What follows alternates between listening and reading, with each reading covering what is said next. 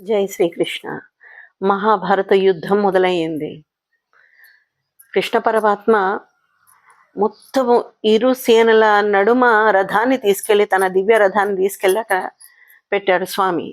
పెట్టిన తర్వాత ఒక్కసారిగా అర్జునుడికి అంతమందిని చూసిన తర్వాత, ఇందులో తన బంధువులు అందరూ ఉన్నారే, ఎంతోమంది తాతలు, తండ్రులు, మామలు, మేనమామలు, సోదరులు, ఇంకా ఇంకా ఎంతో మంది ఉన్నారు కదా. వాళ్ళందరిని చూసిన తర్వాత ఒక్కసారి మనసు విచలితం అయిపోయింది.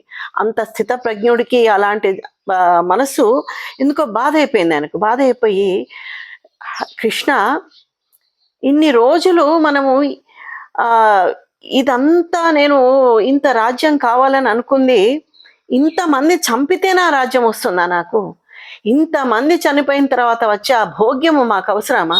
వీళ్ళందరినీ నేను సంహరించలేకపోతున్నాను, సంహరించలేను అని చెప్పాడు ఆయన. చెప్పిన తర్వాత కృష్ణ పరమాత్మ ఒక్క మాట అన్నారు. ఏమని అంటే, అర్జున ఎక్కడున్నారు వీళ్ళంతా అని అంటే, నా ఎదురుగానే ఉన్నారు కదా పరమాత్మ. మరి నీ ఎదురుగా ఉన్నారు కదా, నీ పక్కన ఉన్నారా? కనీసం నీ వెనకున్నారా? నీ వాళ్ళు అనుకుంటే నీ పక్కన నిలబడతారు, లేకుంటే నీ వెనకాలండి నీ విజయానికి ప్రోత్సాహం ఇస్తారు, అంతే కదా. అలా కాకుండా వాళ్ళు నీ ఎదురుగా ఉండి యుద్ధానికి సిద్ధపడ్డారు. వాళ్ళు లేచి యుద్ధం చేయి, ధర్మ యుద్ధం చేయి, మిగతాది నేను చూసుకుంటా అని చెప్పేసి అన్నారు.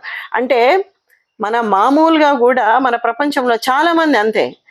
అయితే వెన్నుపోటనే పొడుస్తారు, లేకుంటే ఎదురుగా ఉండి యుద్ధానికి సిద్ధపడతారు అధర్మంగా. కాబట్టి అవన్నీ పట్టించుకోకుండా ధర్మంగా మీరు భగవంతుని నమ్మి ముందుకెళ్ళండి, ఎంత బాగుంటుందో చూడండి. అంటే మనకు మంచి చెడు ఎవరు ఎలాంటి వాళ్ళు అనేది తెలుసుకునే విచక్షణ జ్ఞానం మనకు ఉండాలి. మరి ఉండాలంటే మనం ఏం చేయాలి? తప్పకుండా భగవద్గీత పారాయణ చెయ్యాలి. జై శ్రీకృష్ణ.